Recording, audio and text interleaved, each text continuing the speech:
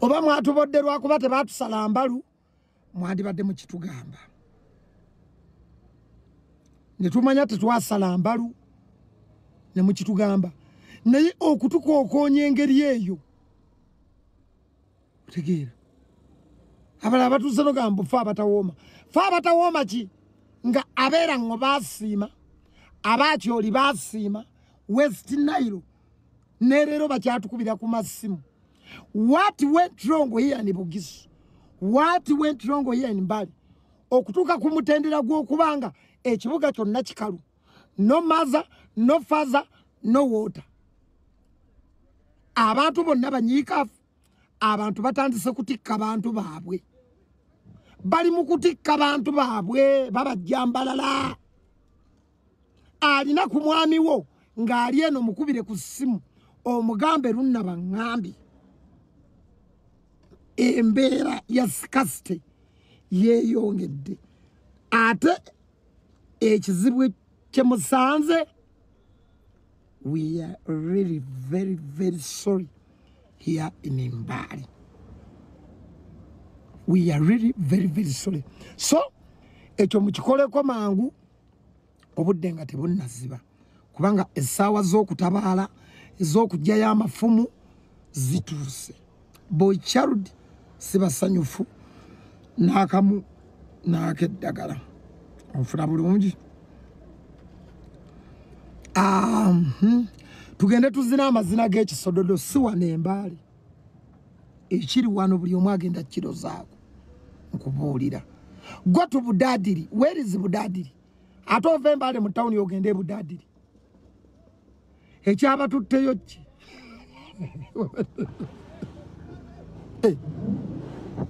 Ekyabatutteyo ki? Otegeera. So mu bitundu byammwe yonna tugenda kutuuka. So tetwagala tubasange ng'embeera temwetegese temutwetegekedde. Ab'Embalala munywe ekitiribiita. Ab'Effort mutandika okunywa okura. Abaana b'Embaale nammwe mwongeremu tukyaliwo. Busoga okura munywe ne Buganda okura munywe. Wabula mwambale. Wabula omukyayina yakola liri pazo akugambye nti abantu b'Embaale oba bababudde lwakuba si bakomole. Jjukira yatugamba nti luli baamutwala esayidi z'eri oba yali akyoli oba yali wa n'agamba nti kirabika babatwala abantu nga tebabawadde kawunga mbu ng'abantu babatunuulira balinga abatabeba. Kakati agambye mbu oba bababudde lwakuba si bakomole. Naye oyo eriri pazo waffe ye ebigambo abeera nabyo naye byonna byonna nga bigenda mu maaso batugamba nti olutalo mu bayimbi mbu lukyagendera ddala. Era emboozi egenda mu maaso nti waliwo olutalo olugendera ddala mu maaso wakati wa Eddie Kenzo ne Bebe Cool. Eddie Kenzo agamba nze president w'abayimbi. Niwe kinaaba kitya temujja kunyuma. Mbu Bebe Cool ate ye alina abayimbi be yaleeta ye nga ye era n'abanamawulire. Kakati otuuka basasula mbakasente mmye olutalo lugenda mu maaso. Kakati ono yatunnyonnyola kiki ddala ekyabadde Embaale era. Kati ekibadde Embaale olunaku olwaleero sayidi zombi zibaddeyo. Tiimu bayimbi bajje, tiimu toleeta bayimbi. Stage esooseko ba upcoming.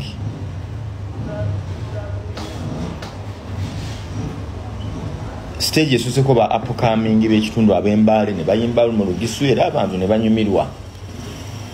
Nengamba kandabe ne nkwata video tubadde tulya ne zireeta liri pazo Lunnabi n'abayiika mu bwatu ngoloza concert ya Lunnabi. Kyakoze Abagisu liri pazo abadde bavaamu ne babakuba mwawo ne babakuba mu Tonix abavaamu ne babakuba Station Mayanja abavaamu ne babakuba kusaasira bafubutukamu babakuba Wizo Manizo abavaamu Kamiliyoni abayingiramu baba vaawo ne Kenzo kennyini ne yeerabirako n'agamba kino tekindeka ne bakuba mu Eddie Kenzo abakyala b'Eziroobwe abakyala b'Eziroobwe mpola mpola ffe tuba nago era tujja kubanga tugakutuusaako byonna byonna biweetaaga okubanga omanya tujja kubanga tugakuwa wano wokka wetusinzidde okubanga tugakutuusaako butereeva byonna byonna nga bigenda mu maaso era nga tukyatunuulira ensonga nga weziri abawagizi ba bebekulu bo bakyawira nkolokoto eri ankopi bagamba nti abamu bawagizi ba ankopi ate era bawagizi ba bebekulu naye bo bagamba nti ate ku bebekulu kwe bafiira nti era omuntu avaayo kubanga avoola bebekulu tebakwatagana naye era ono agambye nti ankopi munnange toyonoona kubanga mbu bebekulu byakozeeko byeyogerera onoona ankopalaso temubyonoona ankopalaso nkwagala nnyo taata oli taata wange bebekulu tokyasobola kuvuma bebekulu mu uganda tokyayina kwogera kigambo kyonna ku bebekulu byakoze byeraga eri ensi banange tugenda kuddawa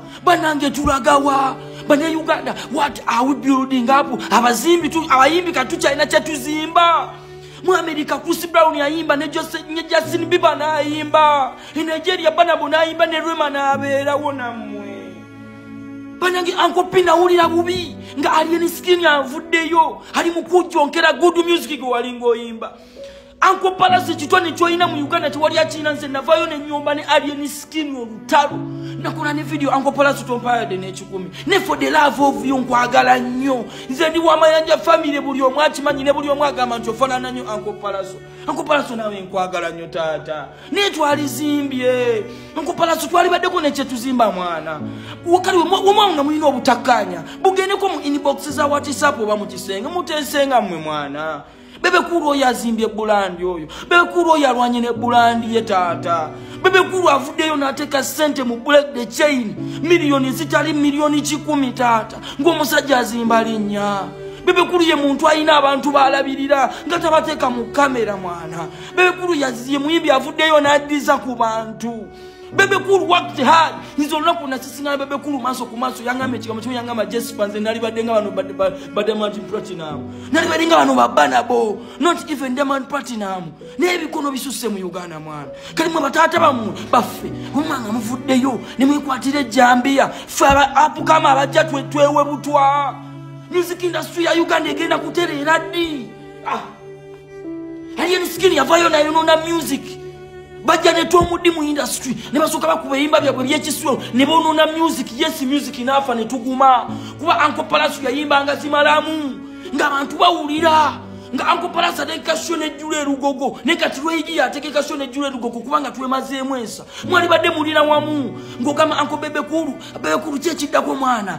kati tuzaako ki mu vidiyo zaffe mu Uganda tutemuzine motoka zi Mustang zidde mu vidiyo zaffe mwali badde mukanya anko bebekulu ng'akubuuza waye ankopi kati tukoze tutya kiri kikya tugere Canada shooting eno video timu yamwe yaba legendary yali badde yaba legendary ate mwali badde n'abakabaka ng'omuntu n'obakyaza miliyoni 10 nate kati namwe ate kakati ate naffe kali ffe abaana bamwe bemukuza kwanza ankopi palaso byonna obimanyize ne mutabaniwo era ankopi palaso solala kunoonyera kyenjogera akitegerera era amanyi amazima ate ankopi bebekulu ate naye muwa respect.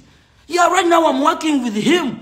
Ate tata wanga ate manyine kyali. Banange tulimo kuonoona ate banaye tugenda kubitta byonna. Tugenda kubitta byonna mwana. Awadi tugenda zejja wanga n'ennyimba ze tulina mbu twayiseeko dda. Awadi zigenda kuvaawo. Oluyimba olwaletedde Eddie Kenzo awadi. Mwalulabye Uganda ne badde terumanye na Dumani. Good music twamuvaako tuli mu ntalo.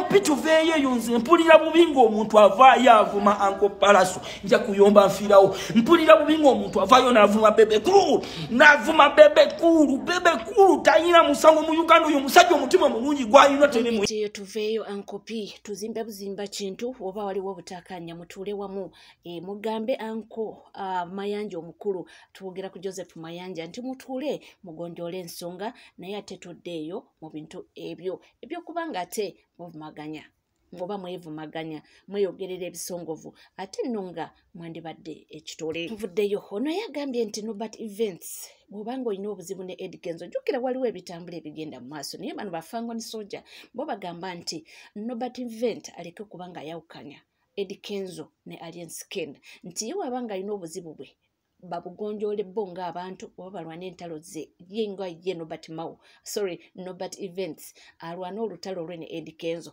naye mbo abijjemu Alien Skin bano baana ba fangoni bebabyogera Nobat events bw'oba olina obuzibu ne Eddie Kenzo tekitegeeza nti ne Alien alina obuzibu ne Eddie Kenzo, ekyo tekijja kukola.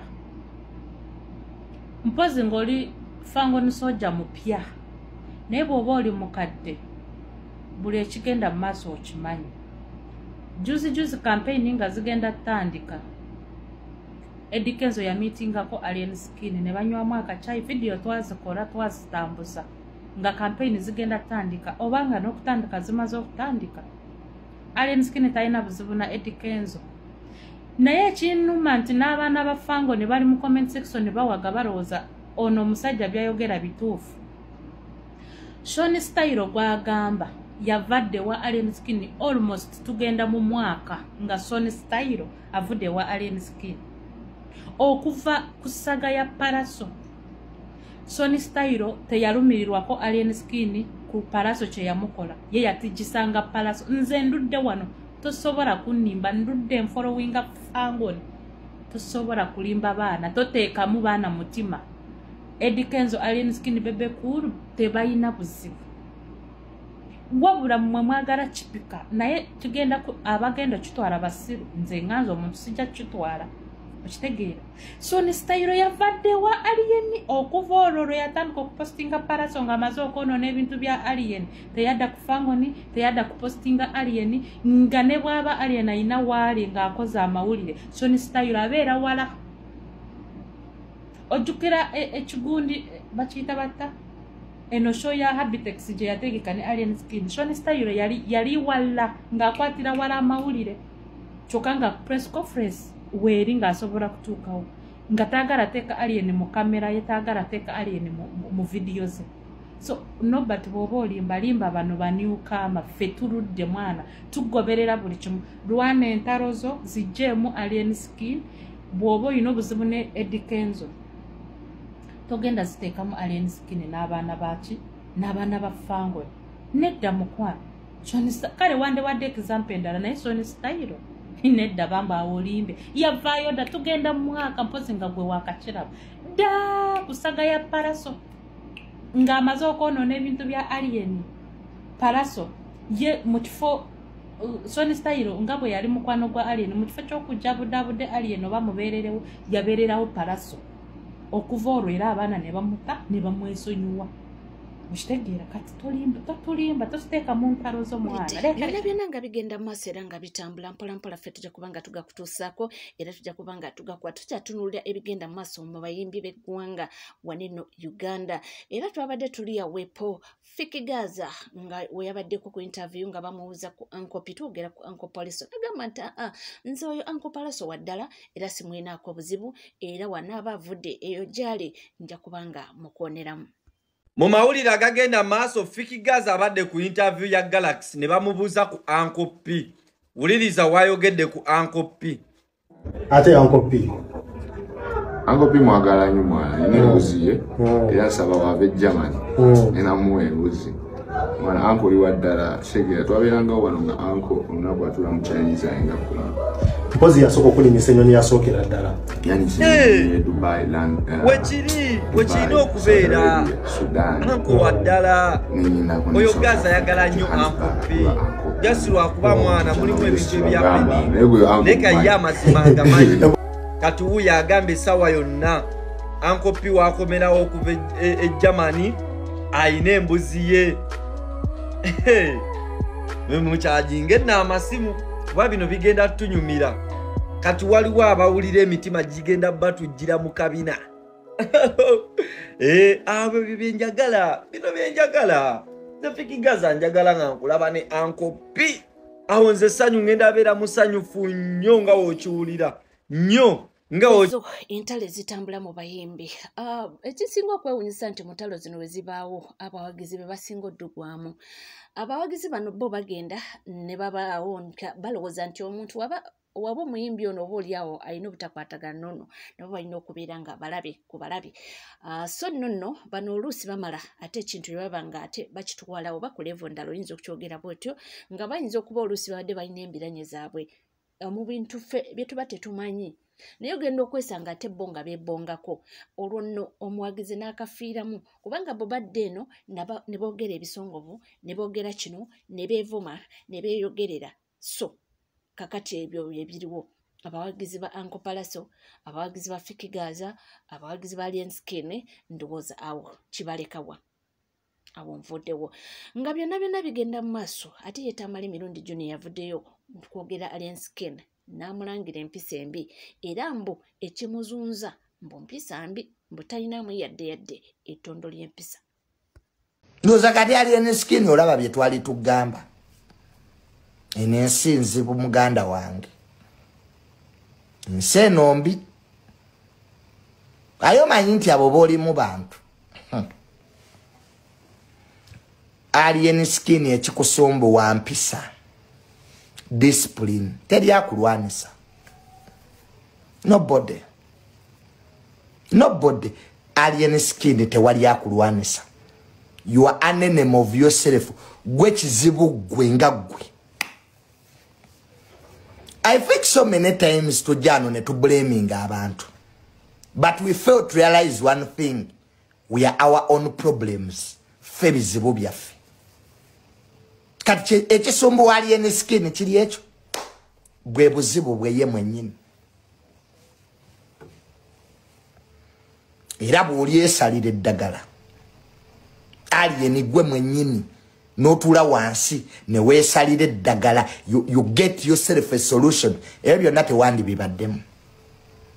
The first mistake gye wakola kweteekako gavubuka ago ate Alien Skin wali toyina buzibu naye agavubuka ago ge weeteekako aga gatalina magezi ago ge gakutuusiza mu mbeera gy'olimu. Ago sibaya akabanda mudogo sibanya ibula kabadia sibanya mijagulo abo je bakutuusa abo